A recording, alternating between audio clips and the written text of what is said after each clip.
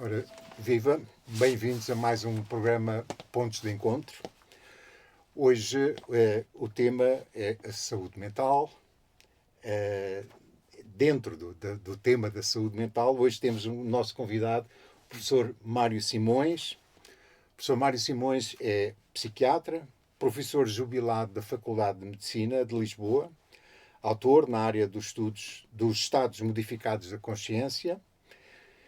Dirigiu o laboratório LIMIT, Laboratório Interação Mente-Matéria de Intenção Terapêutica, financiado pela Fundação Bial, dedicado às ciências da consciência. É professor auxiliar com agregação na área disciplinar de Psiquiatria, Saúde Mental e de Ciências da Consciência na Faculdade de Medicina da Universidade de Lisboa. Mário Simões deu a sua última aula em outubro de 2018. Muito bem-vindo, agradecemos estar aqui hoje connosco. Tivemos uma conversa prévia numa aula aberta no Instituto Superior de Ciências Sociais com a professora Helena Marujo.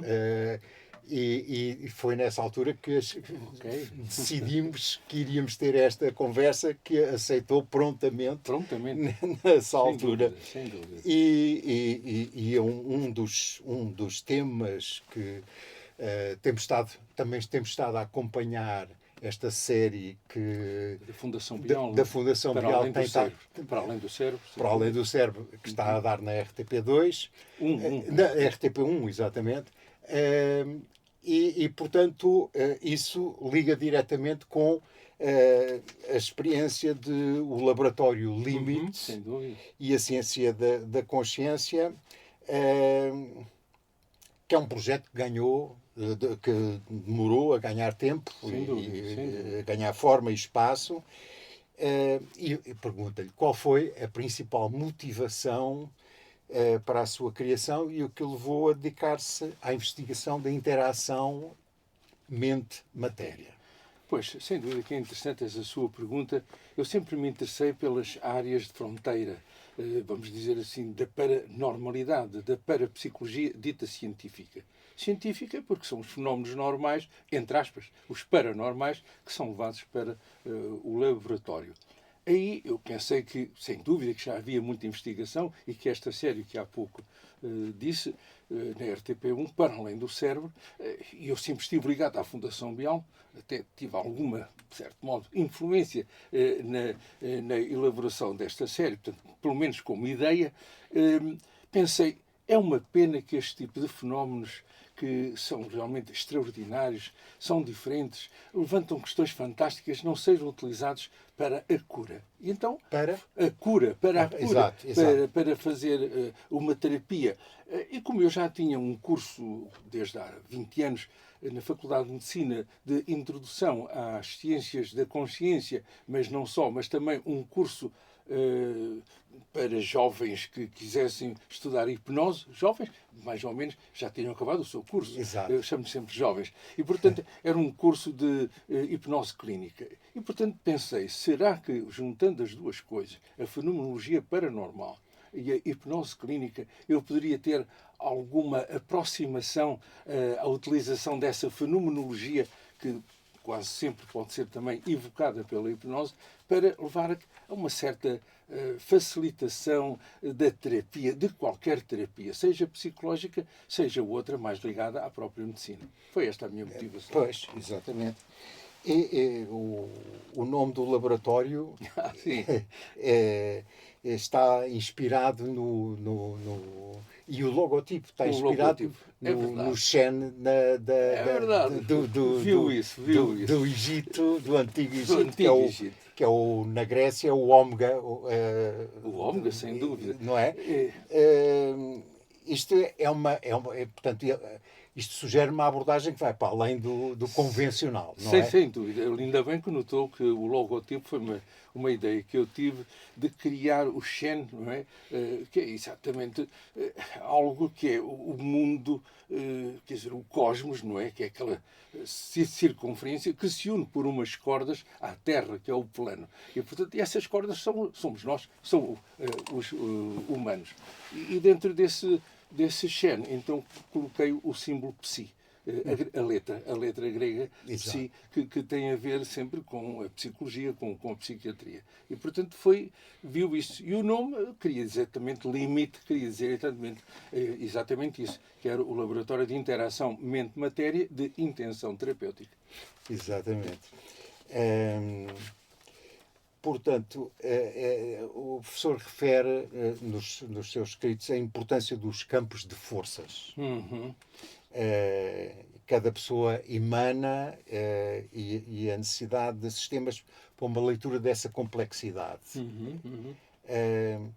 Como é que o limite aborda ou abordava esta complexidade e de que forma é que estes sistemas que descreveu contribuem para a sua compreensão? Aquilo que nós sempre vimos é que cada um de nós tem, sem dúvida, um campo de forças, sem dúvida.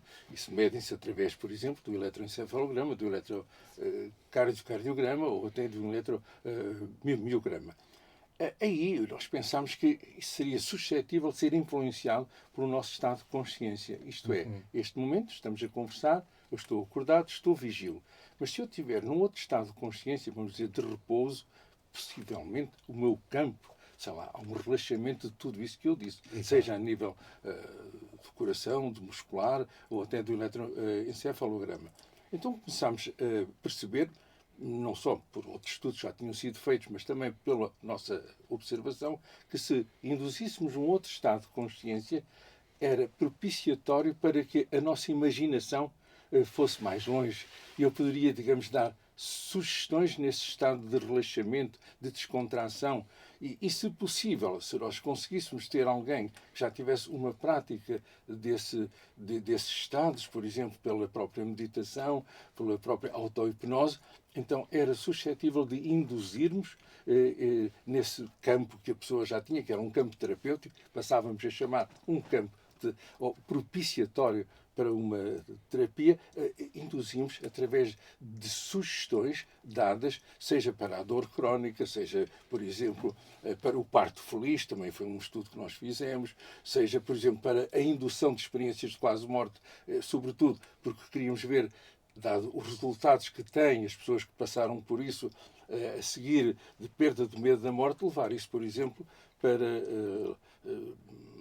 locais onde as pessoas estivessem em situação terminal e, portanto, foi exatamente tendo em conta tudo isso que nós já tínhamos lido da literatura, da nossa observação, levámos para a frente alguns projetos que tinham isso em conta. Portanto, estamos a falar de uma investigação científica sim.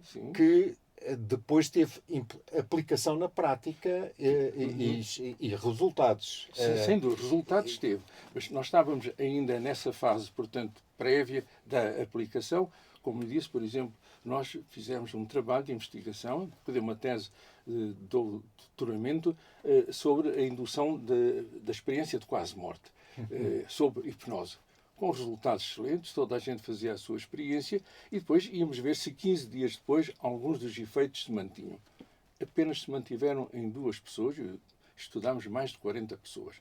O que é que isso deu? Deu que a experiência, apesar de ser muito igual àquilo que é uma experiência normal, de experiência de quase morte, que as pessoas contam, não é? Em circunstâncias às vezes mais difíceis, nós ali, como era uma experiência induzida, apesar de toda a fenomenologia e os fenómenos serem iguais, não tivemos o resultado que nós vemos na verdadeira experiência de quase morte. Mas em 2 pessoas, curiosamente, resultados fantásticos. Não só de uma pessoa que estava, por exemplo, numa cadeira de rodas e que voltou a andar, de outra pessoa que tinha perturbações da pele graves que não conseguia curar, porque durante esse período em que esteve a fazer a experiência de quase morte, a pessoa ouviu uma ou outra sugestão que foi propiciatória disso e resolveu. Portanto, percebemos depois que estas pessoas já estavam numa busca de espiritualidade. Quer dizer, a espiritualidade por trás, possivelmente, terá facilitado isso. Portanto, isso significa que quem... Estou eu agora a especular. Sim. Uma hipótese de uma pessoa que, por exemplo, que pratique meditação nesse tipo de... será mais suscetível de ser sugestionável, ou é mais sugestionável do que uma pessoa que não pratique, por exemplo? Exatamente. Essa pessoa não só se autossugestiona e pratica a auto-hipnose, como se estiver, digamos, a fazer hipnose com uma pessoa que lhe induz, que lhes dá as sugestões que a própria pessoa define. Isto é importante. Se eu digo umas sugestões minhas, a pessoa critica, muitas vezes até não está de acordo com a maneira como eu formulo isso. Então, é um programa que fazemos com a própria pessoa, o que é que a pessoa deseja obter. Isso, portanto, foi uma das coisas que nós fizemos. Esse foi um projeto. Estudámos outro, por exemplo, que também deu uma tese de mestrado, a utilização de açúcar normal, chocolate, mas um chocolate a mais de 70%, a menos de 70%, e um chocolate branco. Então chegámos à conclusão que, através da eletroencefalografia, através de questionários em que a pessoa referia como é que se sentia, qual era o seu bem-estar, chegámos à conclusão que, na verdade, o único que tinha efeitos verdadeiros era aquele chocolate negro com mais de 70% de cacau. E depois uma explicação por trás, que nós vimos, porque esse cacau tem um alto nível de triptofano. Triptofano que se vai transformar em serotonina, que é um neurotransmissor que eleva o ânimo e, ao mesmo tempo, retira a ansiedade. Portanto, essa foi uma tese de mestrado. Fizemos outra investigação para ver se, na verdade, a vivência de experiências boas, isto é, portanto, a nossa via jubilosa, aquilo que eu tive de coisas boas na minha recordação, desde os meus 2, 3 anos, o meu aniversário, quando fui para a escola a primeira vez, quando dei o primeiro beijo, quando enfim, tive uma prenda que eu gostava, tudo que são coisas boas. Fizemos um estudo de 40 minutos, apenas em que a pessoa, sob hipnose, vivia só as coisas boas, só as coisas boas. E como é que nós queríamos ver isso? Vamos ver o que é que se passa com a saliva das pessoas. Deu uma tese de doutoramento também, em que nós tirávamos saliva antes às pessoas e depois íamos ver o que é que se tinha transformado na saliva. Houve, na verdade, um aumento grande de uma proteómica que nós dizemos anti-inflamatória. Portanto, estes estados são capazes de melhorar a nossa imunidade. Fizemos ainda outro tipo de estudos, estou-me a lembrar de um outro na escola. Estamos agora numa escola aqui assim, em que deu também uma tese de doutoramento, em que nós induzíamos às crianças, durante assim 8 semanas, 10 minutos antes das aulas, 10 minutos antes, só apenas 10, um estado de relaxamento, onde nós tínhamos previamente perguntado aos professores que valores é que eles gostavam de ver nos seus alunos. E aos pais, que valores é que eles gostavam de ver nos seus alunos. Valores que vêm da psicologia positiva. Selecionámos alguns, construímos pequenas histórias em que aqueles valores vinham ao de cima e, portanto, começámos 10 minutos, as pessoas relaxavam, as crianças relaxavam, e tinham 10 minutos a ouvir aquela história. Não só decorria a aula e as aulas a seguir durante a manhã muito mais tranquilas e apenas 10 minutos de relaxamento, como grande parte desses valores foram aumentados comparativamente ao início. Portanto, um outro trabalho de uma tese de doutoramento. Portanto, estávamos assim com um certo balanço de ir para a frente. Claro. Enfim, eu saí e, portanto, o limite acabou. Pois, na prática acabou. Exatamente. Pois, isso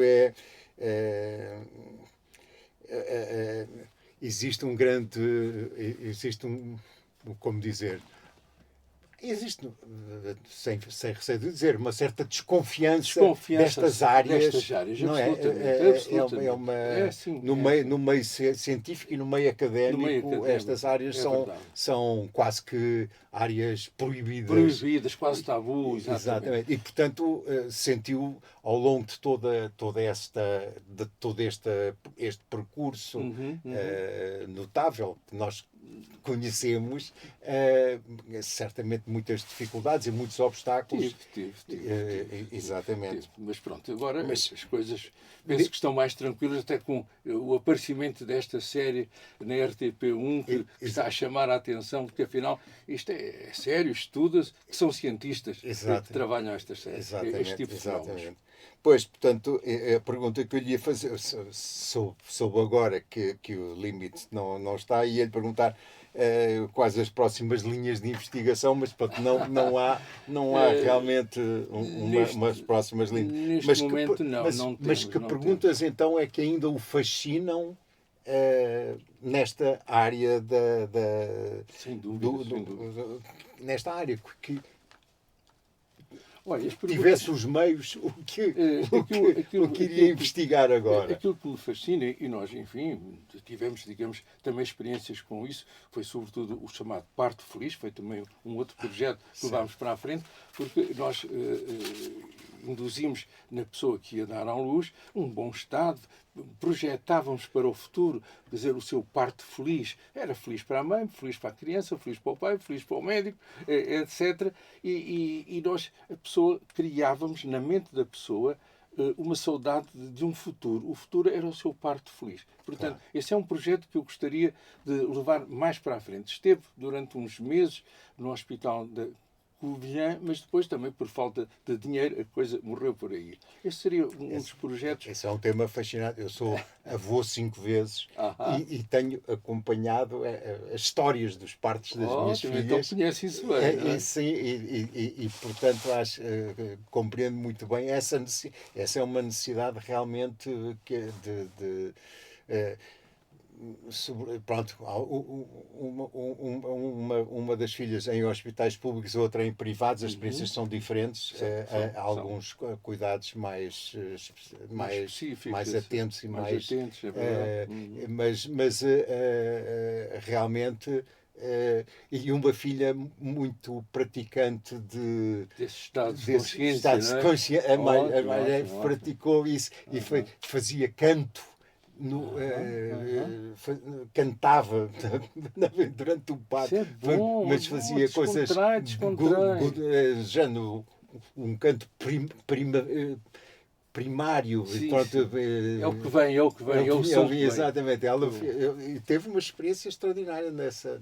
Mas isso é uma área que mereceria ser. Seria mais bem estudada, sem dúvida. Eu acho isso curioso porque, inclusivamente, havia médicos que vinham vê-la, estavam a achar aquilo extraordinário o que estava a acontecer. Curioso. Portanto, essa seria assim uma das coisas que eu gostaria, porque era bom para todos e, sobretudo, levar aquilo que lhe falei há pouco, portanto, uma psicoterapia em várias sessões para professores, que são talvez as pessoas, olha, estamos aqui a falar disso, que são as pessoas que precisam de mais apoio, quer dizer, sei lá, levar uma série de sessões em que as pessoas vivessem interiormente, que fizessem uma certa trajetória de vida positiva, seja, digamos, uma parte otimista da sua história, uma história de esperança, uma história de resiliência. Portanto, eu acho que teríamos sucesso incrível.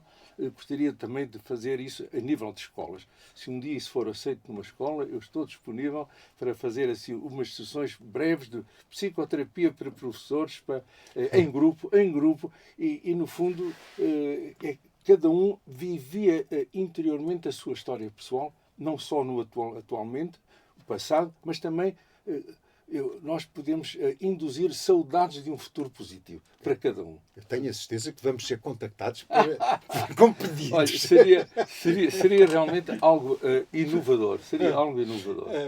Pronto, nós, como sabe, trabalhamos também com a professora Helena Maruz na área da formação da educação positiva e, portanto, isto podia ser... Isto aqui seria mais para os professores. Exato. Não, mas a educação positiva é a formação de professores. Ok, ótimo. Ficaria muito contente. Era uma inovação neste país. Sério, era uma inovação neste país. Ora bem. Portanto, estamos sempre... Voltamos à velha questão, a necessidade de alterar a consciência. É verdade, na minha opinião. Porque é tão crucial alterar a consciência do ser humano? Para além do estado normal da vigília. Não é? Portanto, e como é que essa vigília diferenciada nos permite... aceder a uma totalidade, totalidade da vida psíquica. Quer dizer, já de um ponto de vista, eu diria, natural, nós alteramos a nossa consciência vigil, esta com que estamos agora, 2 vezes por dia, não é?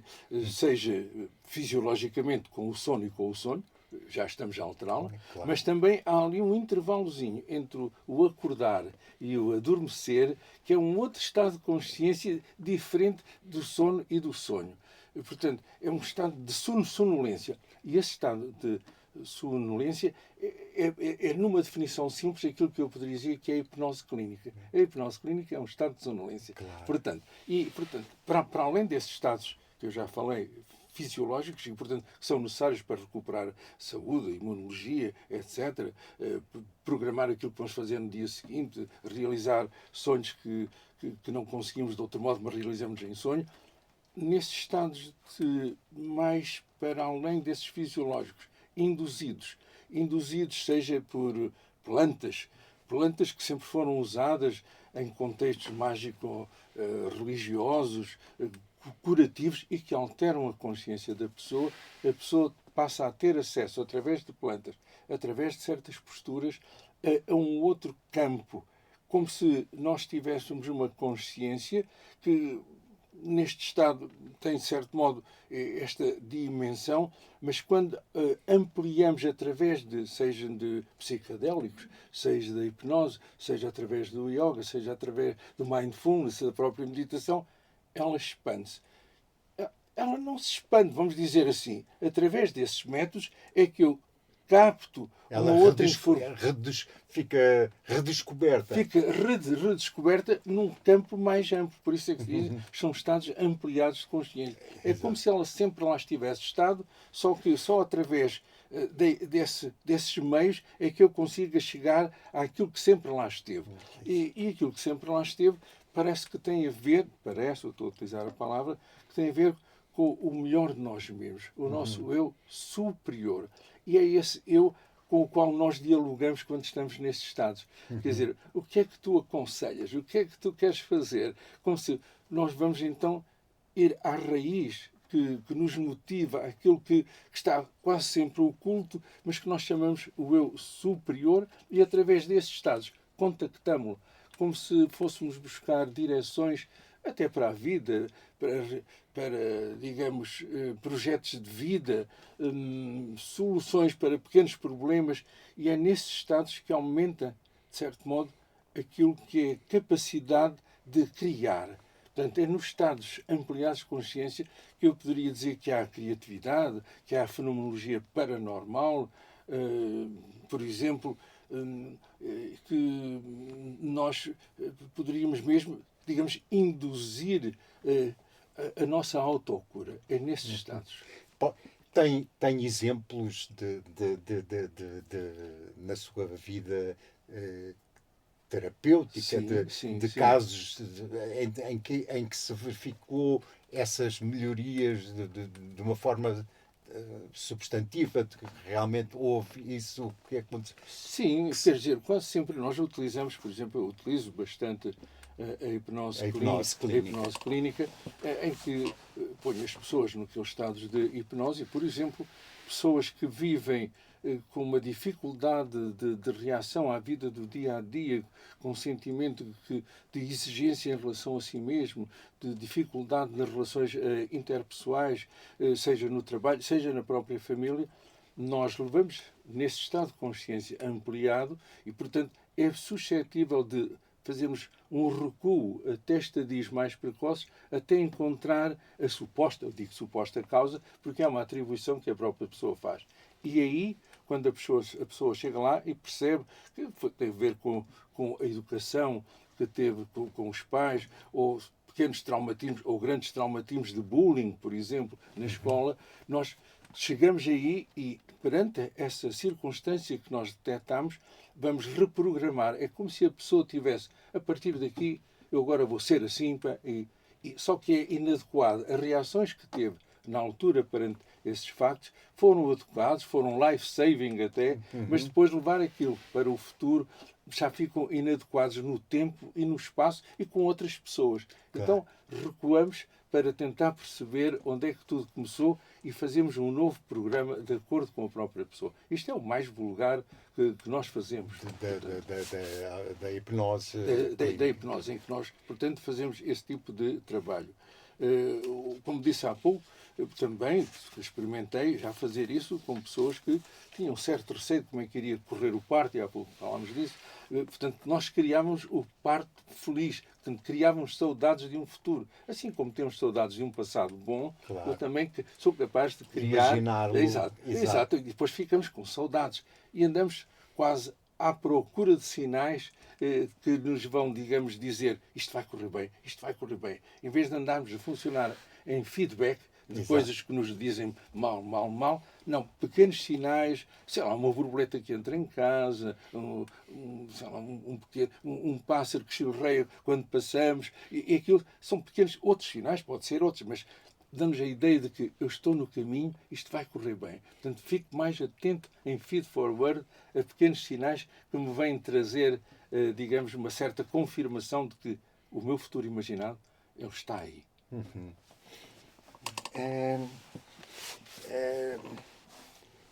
Pois, eu tinha aqui nas minhas notas, tinha explorado temas que muitos consideram marginais, como a hipnose, a parapsicologia científica e até a logoterapia com o Viktor Frankl. Sem dúvida, também podemos falar da logoterapia. A logoterapia, na verdade, quer dizer que digamos, é a terapia pela palavra.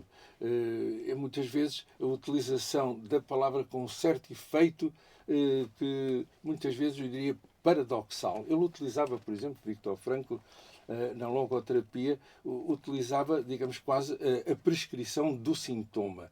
Isto é, a pessoa que tinha uma dificuldade em falar ou que ficava ruborizado quando falava com uma pessoa ou com uma miúda, vamos dizer assim, ele dizia assim, então, aquilo que eu lhe vou receitar é fica agora mais, digamos, rosado, muito mais vermelho, e vamos treinar isso. Portanto, ele dava o conselho. Quando isso suceder, quando for falar, você vai falar já com ela como se fosse muito vermelho. Ele diz, começaram assim, olha, e não dava resultado. Você tem dificuldade em gaguejar, então vamos fazer a nossa consulta aqui assim, a ver quem é que gagueja mais. E então, passado um bocado, ele não conseguia, portanto, gaguejar. Portanto, era uma das técnicas que ele utilizava frequentemente, era exatamente, esse é o seu sintoma, então é isso que eu lhe receito. E depois dizia assim, então, e as pessoas, claro que vão notar, então notam, esperam mais um pouco, olha, vem assim, o que é que é? Portanto, aceite-se. No fundo, passava pela aceitação. Exatamente. Seja você mesmo. Você é assim, então seja assim. Por Deus, Viktor Frankl, claro que ele foi muito mais conhecido pelo aquilo que também demonstrou como é que ele saiu do campo de concentração, onde morreram praticamente todos os seus familiares, e ele diz aquilo que me manteve vivo foram 3 coisas que deram sentido à minha vida. Portanto, é ter uma tarefa para realizar, e a tarefa que ele tinha era, eu tenho que sair daqui para contar como é que isto foi, era a tarefa. Depois, amar e ser amado, quer dizer, ele diz assim, sim, a minha vida ainda pode continuar, eu tive o amor da minha família, e eu estou disponível, ainda se houver mais alguém para amar, portanto, e o outro era lutar por um ideal. Eram as 3 grandes coisas e que ele deixou escrito quando escreveu aquele livro, talvez o mais lido, À Procura de Sentido, In Search for Meaning. Exatamente. E, portanto, esses 3 aspectos ainda hoje me norteiam na vida como dando grande sentido à vida. O grande sentido. Exatamente. Exatamente.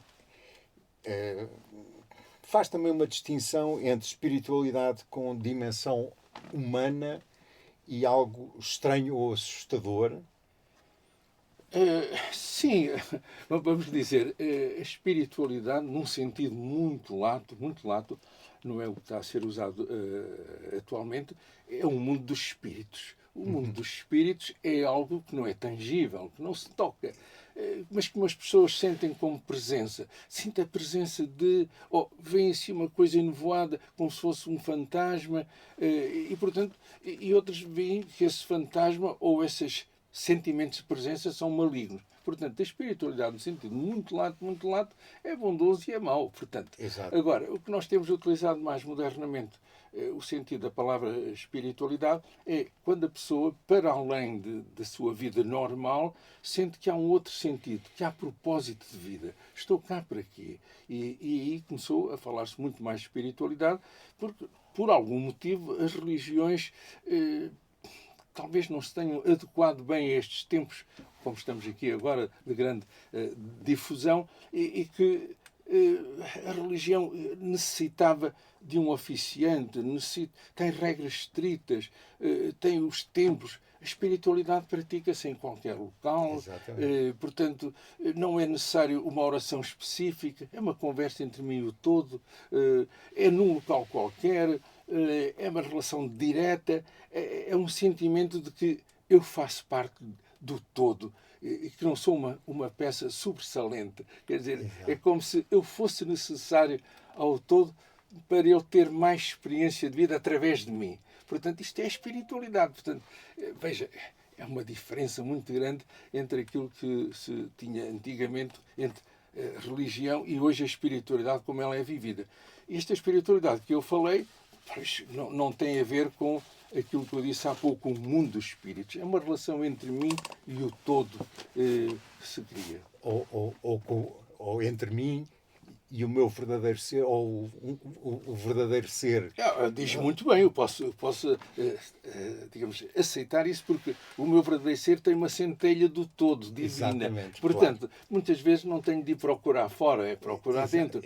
E daí que muitos exercícios espirituais, sejam os exercícios espirituais de Santo Inácio de Loyola, sejam, digamos, a utilização de meditações do tipo do mindfulness ou da vipassana, portanto, com silêncio, 10 dias, comer só vegetariano, não poder falar, tudo isso, etc. Portanto, isso é o encontro entre si e si, quer dizer, entre o si pequeno e o si grande, vamos dizer e assim. o silêncio profundo. O silêncio profundo. Portanto, hoje, digamos, a espiritualidade tem essas vias cada vez mais, e depois surgiram, tem havido uma grande discussão ainda, se a utilização dos psicodélicos abre também o caminho para isso. Continua a haver grande discussão, talvez numa pessoa que já esteja no caminho, na demanda do grau, vamos dizer assim, aí esses tipos de psicodélicos expandem mais rapidamente, aceleram. Porque ir à procura, através de psicodélicos, dessa conversa entre si e si, de contacto com o Deus, com o seu eu superior. Com o lado sagrado. Com o lado sagrado. Não vamos lá, vamos lá. Mas se já estiver assim no caminho, aquilo é, digamos, um acelerador. Pois, pode ser na medida em que revela outras dimensões. Sem dúvida. Não é? Portanto, que não se tem acesso estado. normal, no estado de vigília normal, é impossível ter acesso a esse tipo de dimensões. É verdade. Isso... e isso, hoje em dia, a medicina está a recorrer em microdoses, ou como é que as coisas estão a funcionar a esse nível? Porque eu penso que há utilização já de algo terapêutica de psicodélicos. Sem dúvida. Do ponto de vista, digamos, mais ligado à meditação, neste momento já há uma cadeira na minha Faculdade de Medicina, portanto, que ensina a mindfulness, portanto, para os futuros... na área da meditação. Na área da meditação. A utilização de psicodélicos como terapêutica, neste momento, já existe aqui em Portugal algumas clínicas que oferecem para situações mais graves de estados depressivos a utilização da ketamina, que era um antigo anestésico que se utilizava, mas que evocava até experiências muitas vezes de quase morte, mas que aqui deixa a pessoa, na verdade, chega, digamos, a fazer uma interiorização e fica confrontado com os seus traumas, com os seus problemas, e depois isso tem que ser trabalhado com um psicoterapeuta.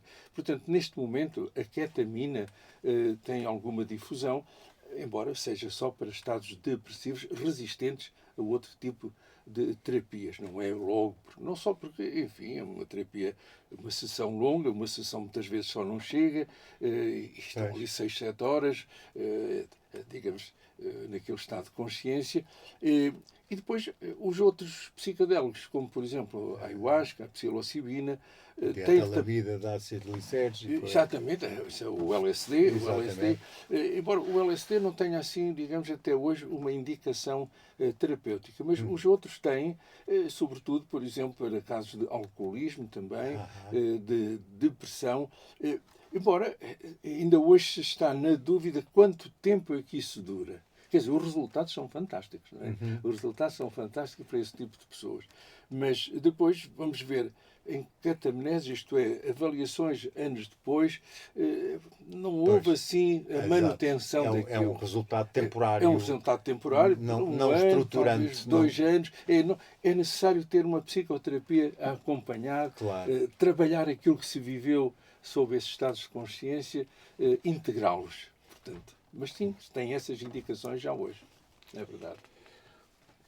O nosso tempo passa a correr, como sabe, é da lei, é a vida. É a vida, sim, é verdade, pode dizer. Acredita que, tal como as ideias de Galileu, sim, as suas convicções sobre os estados ampliados de consciência e interação mente-matéria serão um dia amplamente aceites e comprovados social e cientificamente? É a minha convicção, pode dizê-lo. Eu penso até que as curas que nós observamos e que são denominadas milagres, que são, digamos, propiciadas por estados ampliados de consciência. Eu creio nisso. Quer dizer, portanto, e mesmo toda hoje a fenomenologia paranormal que nós vemos, que tem resultados, enfim, estatisticamente significativos, mas pouco visíveis, é porque não são feitos nesses estados ampliados de consciência. Portanto, sinto que os estados ampliados de consciência vão ser, digamos, cada vez mais estudados, induzidos, para ter não só uma paz interior para as pessoas que os praticam, mas também a própria medicina vai recorrer cada vez mais a esses estados ampliados de consciência. O professor desta área disser assim, vocês gostavam assim, de ter assim, durante uma vez por semana, 3/4 de hora, num outro estado de consciência, num estado ampliado de consciência, fazer assim, a vossa via jubilosa, tudo que foi bom na vossa vida até hoje. Portanto, e viver aquilo, e ter essa experiência. Ou outra via, quer dizer, uma via de esperança, portanto, o futuro é agora. Vocês querem criar um futuro positivo? Fantástico. Querem fazer o resgate da criança interior, magoada, abandonada, pequenita, que foi castigada e tal, e humilhada e tal. Vamos lá buscar essa criança, o resgate. Portanto, seriam 8 sessões para professores. Seriam assim. E depois havia outra sessão, seria, por exemplo, a resiliência. Onde é que vamos buscar ser resilientes? Quer dizer, dobrar, mas não partir. Uma ação só dedicada à busca da resiliência de cada um. Isso seria outra sessão. Uma outra sessão também... Break, not bend. Exatamente. Exatamente. E uma outra sessão que seria interessante também, que nós descobrimos, eu descobri na minha prática clínica, perdoar e ser grato faz bem. Fazer o bem, dizer o bem faz bem. Claro. E, portanto, uma sessão só dedicada à gratidão aos professores que tivemos, aos nossos pais, aos nossos amigos, uma gratidão ao nosso corpo por nos manter assim. Uma sessão só. Como? Uma sessão ao elogio. Ao elogio, se quiser, exatamente. E depois o perdão, o perdão, digamos, até a outras pessoas. Se não for possível o perdão, 50%, 40%, 30%. Uma sessão só dedicada ao perdão e gratidão. Portanto, seria uma outra sessão. Isto é para ver que isto muda, isto transforma. Nós fizemos isto esqueci-me de falar nisso, num agrupamento, num centro de saúde para médicos que se prestaram a isso. E vimos antes e depois. Portanto, fizemos um questionário. Como é que você está a dormir? Como é que não está? Tal. Você tem mais paciência quando chega a casa? Se não chega? Ao fim destas 8 sessões tinham transformado. Portanto, seria, se aqui for para a frente uma ideia dessas, para voluntários, para professores que queiram fazer, pá, 30 professores, até 30 nós conseguimos brincar, pá, numa sala de aula, dizemos como é que se sentam, pá, na posição de Schultz e tal, ficam ali, pá, baixam a cabeça e vivem aquilo. E fazem esta trajetória de vida positiva. Vamos, a trajetória de vida positiva. Eu vou andar atrás desse E depois também entrava na sala de aula. Pronto, ficava lá também para ver. Nós tentámos levar isso para um agrupamento de escolas na Figueira da Foz, mas foi numa altura de eleições, pá, e a lista que ganhou estava-se nas tintas para isto. Ok. Tentámos levar isto para a prisão ali de Monsanto, e para a outra, ao cimo do Parque Eduardo VII, e também é muito difícil entrar, olhem logo assim, o que é que vocês querem, mas você não sei o quê. Portanto, eu percebi que se não estamos a trabalhar lá dentro, não conseguimos entrar nos estabelecimentos prisionais. Quer dizer, tem que se ter Mário Simões.